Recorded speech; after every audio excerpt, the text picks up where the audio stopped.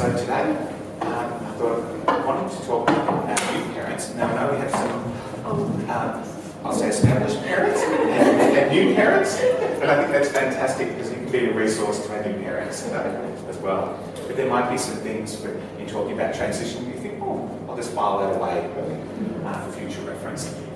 So, first of all, in thinking about transition, I think it is a process. So when you move to a country, that process starts months before, and as you transition in, that actually takes a number of months to settle in, to feel like you're part of the new system. And that's what I wanted to talk about today. But what I'm curious about first is, for our new parents, are we from, where have we come from? And yeah, let's go. I'm from Singapore. My niece is from Australia.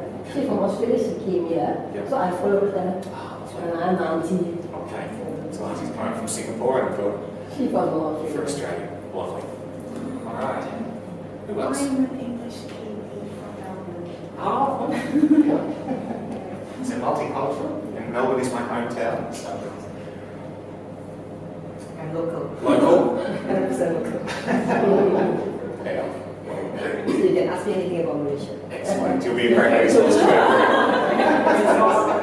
Excellent. Yeah. Okay, we are Malaysian Singaporean family, but we have been moving, we have lived in Malaysia, Singapore and Australia last 10 years. So if you ask me where is home, it's where I am now, I suppose. Yeah, so multicultural, multinational. Excellent. All right, can I get an idea of where your children are? Where in the school they are? Junior school or lower? Okay, my niece is in year 4. Okay. All right. 7 and 9. 7 and 9? That's a good. 7, 6 and 2. All right, so we've got junior school and middle school and just grade 9. Okay, sorry, to high school. Okay, that just gives me an idea because students across the range will respond differently. So just looking at how we can support. All right. So the first thing about transition, they did a study in Southeast and Northeast Asia about the transition of families moving from country to country. And they said one of the most significant factors that can help a child in their transition is how mum transitions as well. So it's an important. Don't see it as a pressure, but it's like you know when we get on the plane and they do the emergency procedures, and they always say that you look after yourself first and then look after the child, and that tends to flow into transition as well. But if mum's making a good transition, it correlates with your child making a good transition as well. So we want to make sure that we look after our families in transition. And I thought today is part of that because parents go through the same stages of transition as our kids do, but often there aren't the supports in place that you might have at school. And what they find internationally that the person who may be working, and it's usually the dads, they have the position to go to, and there's structure and support there already. Whereas the mums look after the family, they're settling into the country, they're having to work out all the logistics, and often having to do that in isolation, having to do it by themselves. So looking at how we can support you in the schools, and having local knowledge that we can call on, having parents that have been here for a while, they can be a great resource to us in helping you make the transition. So in looking after yourselves in times of change, I'm going to talk a little bit about culture, we'll call it culture shock, but what are some of the stages yourselves and your young people might go through? It's reaching out to others in the new community for advice on the way, and it can be particular things, how the school operates, because each school has its own way of doing things, and finding out how AISM works. In the local community and in KL, there may be resources or things that you need that we need to tap into. Certainly in a time of transition, particularly for our young people, routines will be important, and they can be disrupted when you might have to be in temporary accommodation, then you're finding your house, you're having to find like furniture groups for your child to get into. So it's fine. Keeping the family routines together can be helpful in just re-establishing family, that pattern or routine for our young people. So it can be things like dinners together, fun activities, and that can be simple things like exploring the local area, exploring what's available in KL, because it's all new and it's something you can do as a family and share together as a family. We know that for our young people, it can be like being able to share the experience and like talking, just having those opportunities over a meal, over an activity, watching TV. Our young people will often talk about like the good stuff. You'll always hear about the bad stuff, like the grumbling, but having that opportunity for them to process that will be really important.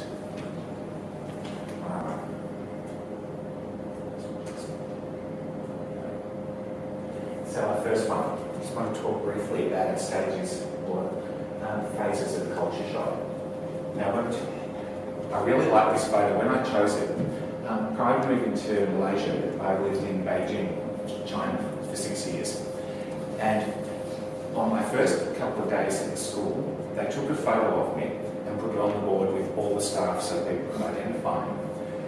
And a couple of staff had said, like a couple of months in, you know, you actually look a bit mean, Justin. I'm not sure you like that photo. And I went back to look at the photo, and I think it captured my culture shock because the photo was, and I hadn't seen it as that. And I thought, oh, that needs to change. But I think it captured that sense of like, for me, it was a really big move from Australia to China and dealing with everything that came with that. So they talk about the first phase. And this can last it can be days, weeks, or even months for some of our kids. But it will be the honeymoon phase. And it's a time where families and kids can be really excited about everything's new, and it's like this big adventure that they're on. And it can be a wonderful time. It's about exploring the new place, getting involved, seeing what's new, and experiencing new food, new places, new people to meet, new house, and it can be really exciting. So, but that phase will come to an end, whether it be weeks or months. And we then move into the flip side, which is, we call it the emptiness phase. And that's where it can be really tough, because it can be the things which you thought were really exciting and new can then start to annoy you. Where you can get really cranky with it. And you'll see that with both the parents. I have been through it myself. And we'll see it in the kids, and it can be, it's not like it used to be. It's not like home, it's not like where I was before. And if you've moved around, there'll always be the comparisons. It's not like what it was. And young people will idealise what went before. There may have been difficulties beforehand, but it's not like it is here. And it's not good. So there can be a lot of anger and crankiness around that process. So in that, we may see at school that there may be some difficulty settling in, engaging in the work, getting the homework done, and connecting with kids. And it's not like home. I don't have my friends. We don't have the CCAs or things that we had. The house isn't like what we used to have. So they will tend to focus on the negative, and you may find that the mood drops. In that sense of like, it's just hard going. So I think in that, and we'll talk about how we help our young people through that, but expect that there'll be aspects of that in the process. It does move. There will come a time where, I call it the acceptance phase, but it's sort of like, you'll find the young person, there'll be times when they'll grumble. In this part, there will be movement between, there are times when it's good. You may have said with the child that you're actually engaging in the activities and they'll come in and they really enjoyed it. And there'll be other times where it's still like, I miss my friends, I miss the familiarity, I miss the routine of home. And they'll move between the two. And you'll find that in yourselves as well as parents in the transition. There'll be things about the new place that you actually may starting to connect with the school, making connections in the community, starting to become familiar, but at the same time, it can be hard going. It's finding out how things work, and there can be frustrations with that. So you'll be pulled between the two. So you look into the future, and there's aspects of it that I like. If you're looking at the past, and it's like, I miss stuff, but there are aspects here that are okay. So there'll be movement between the two. And then the last one is like feeling at home. They call it the assimilation phase. It's where it's like, okay, this place is okay. It's okay to be here. I enjoy it. I feel connected. There are things that I like. And there can be an experience for both parents and for kids. There can be like two homes. That, you know, I have like, we live here, but home may be Australia or Singapore, or could be Britain. There'll be a sense of like there's multiple homes, but that is okay. They're connected here. So, in looking at that, for some young people, it can be that they'll slot in really quickly, and within a couple of weeks, they feel like they're just being part of this, and it's working really well. Whereas for other young people, I'd say they may need like 6 months of being in the school and then having a break, and then they'll come back after a holiday, and it's like, okay, this is a bit more manageable, but it can take a term or it can take a semester to settle in and manage that. And in some cases, for some kids, it can be a whole year, because it's really a year of the firsts of having a different term, different seasons, different things to be doing, and it can take up to a year. So I know that can feel like a long time as a parent in the process, but it will be different for each young person.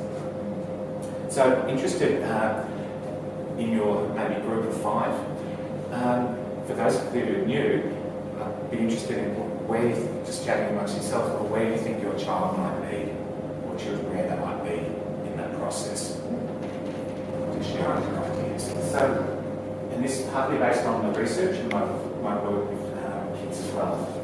So, certainly the family routines. Our young people love routines, even though they'll fight them and they'll push you on when they can go to bed and when things are. But that sense of like routine, homework, dinner, what we do on weekends, family time in front of the TV, outings that we have, they love it, and I actually think it's really soothing in times of change. It's like they fall back on it, and it can just help settle. But keeping in touch with family and friends, I think because they're caught between two worlds at the moment, it can be that emptiness, because it's not what it used to be, and I'm not quite connected to the school and friends and family yet. So having that, being able to have connection with home, whether it be email or Skype, that can help in the transition.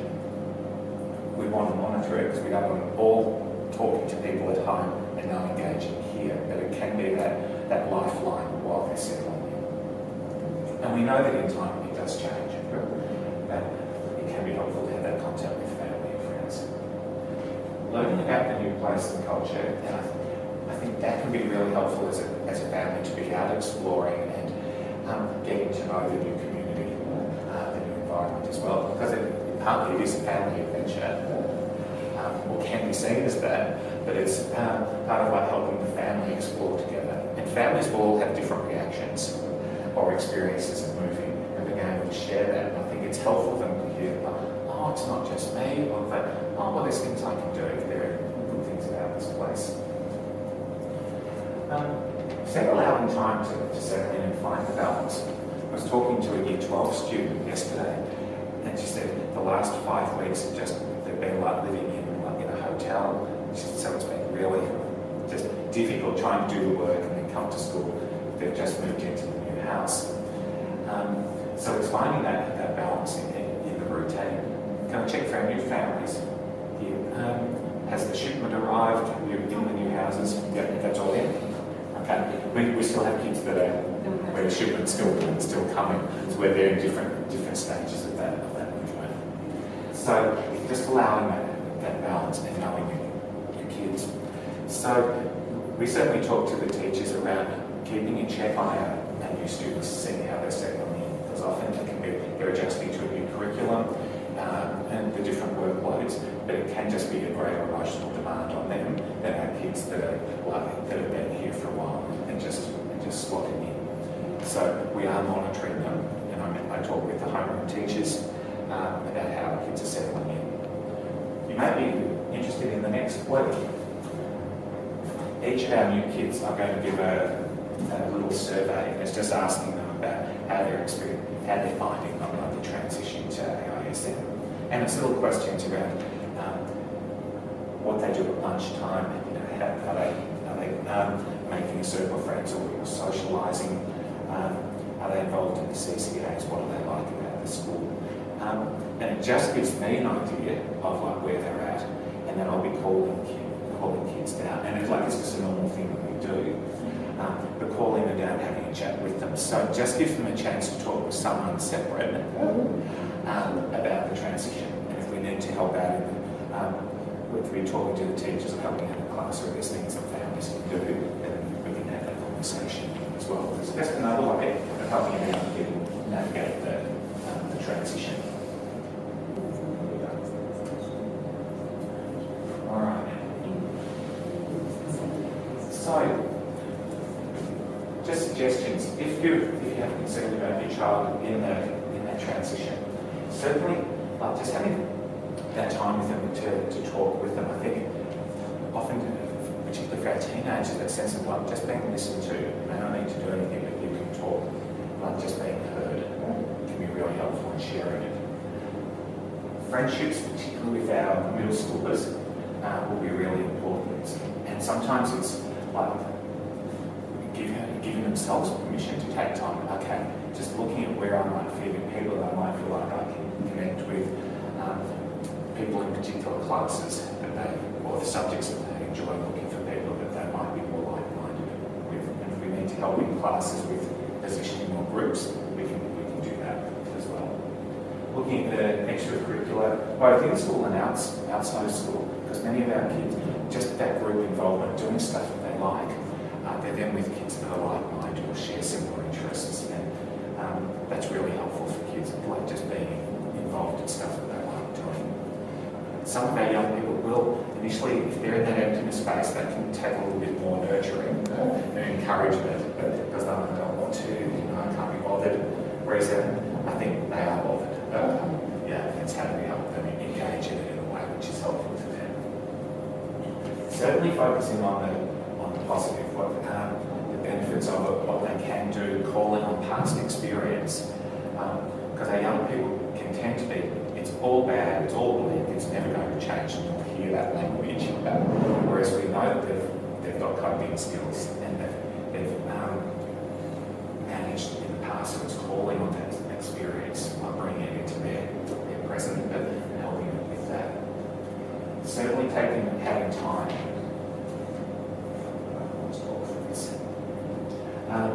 Just allowing time to settle in. And I think, encouraging them to talk with their teachers as well, or to come and talk with me, if in the coming weeks or months you still feel that the mood's flat. You'll see, I like to see the bug riding the rabbit, or there'll be some turbulence, but if you see that their mood is just flat and then pulling back, for an activity isn't really struggling with it, then I think let's talk with them. For some of our kids, they can be really shy, and it's about how they can connect. For some of them, it can be around, I'd say more around loss and what the loss means. But if you can help them grieve, then I think it then gives them the opportunity to connect. And I did want to talk a little bit about the loss and grief. I've got this nice little slide here, which you can't see. All right, so you may be gone from my sight, but you're never gone from my heart. And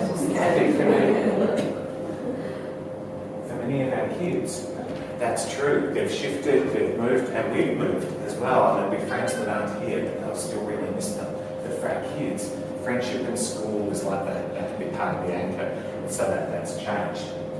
And I think for some of our, when I talk to our young people, some of the things which they really miss or that they feel like they've lost is, and it can be simple things. It can be they've lost the familiarity of I used to catch the bus to school, and I used to be known by the teachers, and I'd say hello to the coach, and it's that day-to-day routine which they can really miss.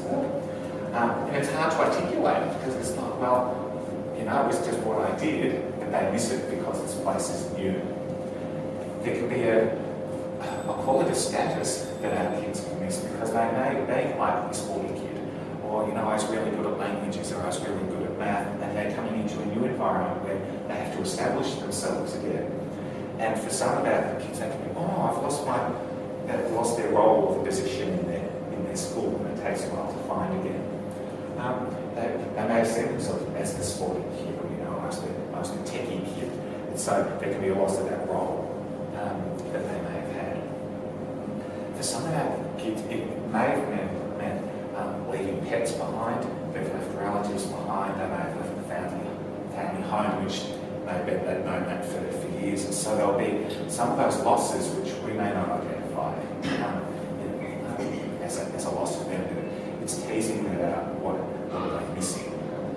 And if they can help articulate that, part of it's like, oh, that's what it's about. And then there can be a connecting with where we are now. So it's just tuning into what that might look like. Now, I've said how it might matter, because our little kids aren't going to be saying, oh, I really miss them. They may, but they may not be able to articulate it. But you're more likely to see it in terms of like grumpiness, or being really irritable, or just a sadness, or a yes. So I think that acknowledgement and call it validation, but just acknowledging that it's going to be some sadness for our young people and for ourselves, you know, helping them to express that, but looking through it more in their behaviours, in their mood, changes in sleep, changes in appetite, mood, things that they used to like doing. Are they able to reconnect with that? If we're seeing extended changes in that, then I want to check in with the seek support. Just when you feel safe. And I mean that in a fun way, because it's like we've got developmental changes, academic changes, like social changes. And particularly for our, I'd say, grade 5 into 6 and our middle school parents, it's the time where there's going to be some major hormonal, like puberty is going to kick in, and it changes the way we parent, and what it means for our kids in terms of like their focus as well. So I go to run a grade 6 parenting workshop specifically for grade 6, but I think we might broaden it a little because it's about helping navigate the middle school years and some of the changes that you'll see, which will impact on transition as well. And part of it will be like that focus that we see moving away from the importance of parents. I think will always remain important, but for our young, you're like the anchor, that the focus, the questioning adolescents is like, am I normal? Do I fit in? Where do I belong? And so the peer group becomes really important. And then from that, it's like, where do I fit in? What am I going to do? It gives me purpose. But the first question is, am I normal? Do I fit in?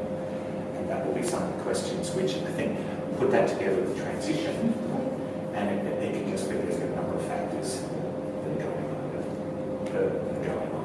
But I think the teachers will be looking for how's your child doing academically, how are they doing socially, you know, are they withdrawn, are they involved, are they shy, are they, you know, what's their mood like, and they'll be reporting that to you, and I'm certainly checking in with you as well. So if there were concerns, teachers will be in contact. But if in the coming weeks you have concerns, certainly let me know as well. I'm happy for you to email me, and we can look at what do we need to do just to help them settle in. And sometimes just talking it through can be, oh, is that what it is? It can just be about articulating what's going on in here, and then they can make sense of it and work out what they need to do. There are supports in the community. Certainly places like there's a place called the Mind faculty, and they have counselling service, as do Glen Eagles and Pantai Hospital. They have counselling services as well. But I think if we can deal with it at school, just as a transition issue, given that that's where they're coming every day, I think that can be the starting point to look at how we support the young ones. So that takes me to 10 o'clock, but are there any questions for me about what I've said? Anything which has alarmed you or concerned you or